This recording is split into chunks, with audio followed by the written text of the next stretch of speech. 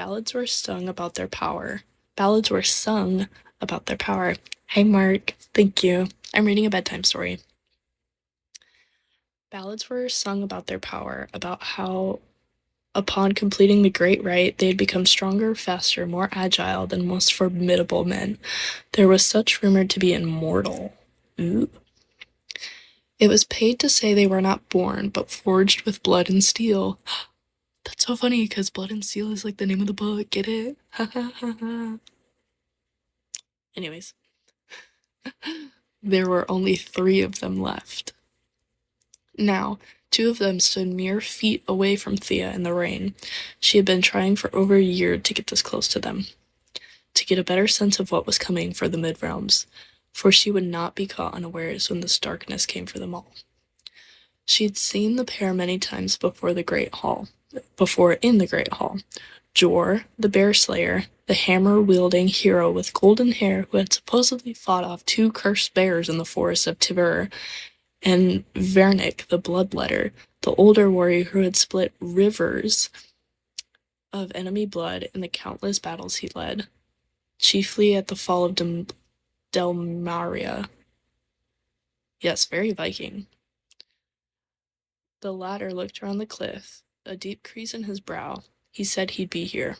Probably got lost. It's been so long since he's been home, Torge declared with a note of amusement. I'm too thirsty for your piss-poor jokes, Vernich all but growled. I want to get out of this fucking rain. I haven't had dry boots for a week. His letter said to wait here. I know what it said, Vernich snapped, or I'd already be 3 ales deep by the fire. Well, by all means, go pamper yourself. I can always fill you in, Torge replied, a hand resting on the head of the warhammer at his belt. Thea chewed her lip, her heart pounding wildly. Thanks, Kay and Tulips, but quit interrupting. Vernich paced. We haven't seen the bastard in years, as if I'd... Another set of hooves thundered against the mountain, and a spray of water showered the clearing amidst the rain. I'm sure you do, Mark. Dismounting from his great stallion, subtle notes of rosewood and leather tangled with the scent of rain in his wake. As he came into view, Thea didn't know what detail to take in first. His towering build was a wall of muscle wrapped in black armor, giant twin blades peeking out from behind him. Wet, dark hair was swept into a knot in the back of his head, and a neat beard lined his fierce jaw. I think we found our male love interest, guys. What do you think? The nape of Thea's neck prickled. She knew of him, of course, although he had been gone for years. There were those who hadn't heard of Wilder Hawthorne, the youngest warsmith of Thesmar, the last of his kind to have passed the great rite. The one they call the Hand of Death. I love him already. Power rippled from him in waves. Fear froze as it thrummed outward. The force of it strange, unexpected. She had never been close to true magic before. Not many common folk had. Magic in the Mid-Realms had become unpredictable over the centuries. It had faded from the people and was now only a gift possessed by those in the royal families and bestowed upon war swords during the Great Rite. But it manifested in other ways.